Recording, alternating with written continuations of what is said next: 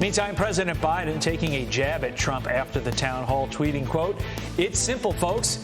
Do you want 4 more years of that? Well, a lot of people do. If you don't pitch into our campaign." I added the part in the middle. This is both President Biden and former President Trump have kicked off their campaigns for the 2024 presidential election. And here's what the mainstream media had to say about all this.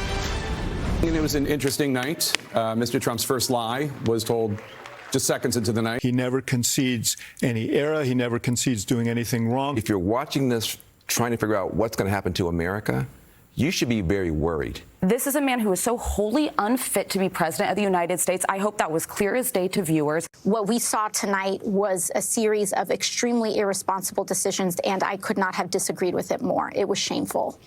Beverly Hallberg is the president of District Media and fellow at Independent Women's Forum, and she joins us now. Beverly, I've got to go to this full screen of comedian Joy Behar first. She tweeted the CNN thing as a joke. The audience is stacked with his cult. Caitlyn is good, but it's impossible to deal with this pathological liar. You know, these people are saying, the left is saying that it was a bad idea to have him on there for that town hall. But is it really a bad idea when he's the current front runner for the Republican nominee for 2024? Well, it's a very good decision for CNN. Their CEO, Chris Licht, knows this. He knows it's not only going to boost ratings, and there's going to be a lot of talk about it following like we are today, but he's also trying to shake up the network, try to reach out more to independents, maybe even some Republicans. And so there were many Donald Trump fans in the audience. And look, whether you love Donald Trump or you hate him, he is entertaining TV. And when we see Joe Biden out there, who clearly has lost a step, and then you see where Donald Trump is, it feels like 2016 all over again. Donald Trump has not lost a step. And I really think, too, one of the reasons why Donald Trump does this, not only does he love the spotlight, but whenever you can take on established media like he did with CNN, like he did with The Moderator, for many Republicans, they see that as a good thing. So I think it was a win for CNN. It's a win for Donald Trump. And I even think it's a win for the liberals who hate him because they get a lot of social media play from it as well. When it comes to how Trump came off to the voter, which is ultimately all that matters in the end, how do you think he came off?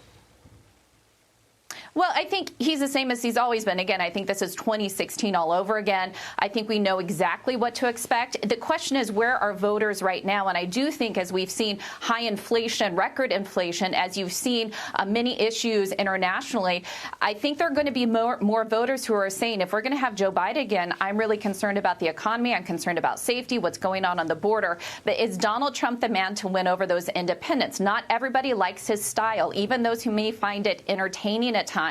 Maybe they are looking for a Ron DeSantis or another Republican who has a different demeanor. So I think it remains to be seen, but there is a reason why Donald Trump is the front runner. Many people want this country to go back to where it was under his leadership because the policies are working far better for Americans. Well, let's switch gears over to Kamala Harris. A new Fox News poll shows Vice President Kamala Harris's approval rating is sinking to new lows within her own party. So support from Democrats dropped 4 points between January and April, and her overall approval is 43%. I mean, even now the Democrats can't even deny it.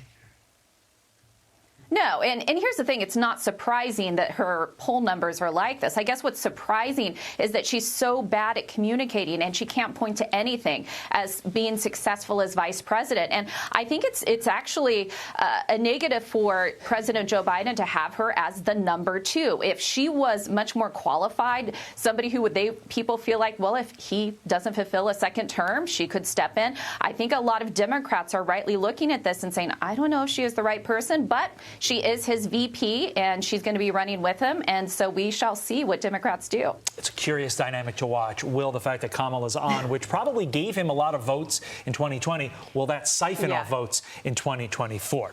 Meantime, the White House says it can expel reporters who don't act professionally. White House sending an email Friday saying, quote, the White House expects that all hard pass holders will act in a professional manner while on White House grounds by respecting their colleagues, White House employees, and guests. Subsequent violations may lead to the suspension or revocation of your hard pass following notice and an opportunity to respond. And by professional, they clearly mean falling in line with the narratives put forth by the White House. What about that pesky First Amendment, Beverly?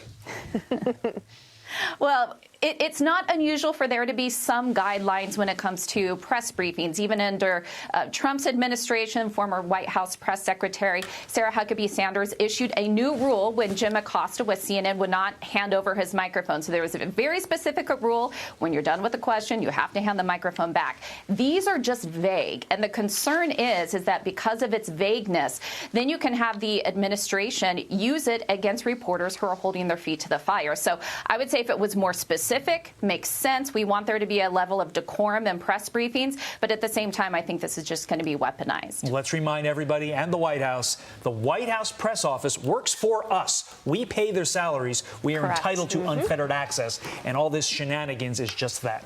Beverly Hallberg, thanks so much. Thanks, guys. I'm Steve Doocy. I'm Brian Kilmeade. And I'm Ainsley Earhart. And click here to subscribe to the Fox News YouTube page to catch our hottest interviews and most compelling analysis.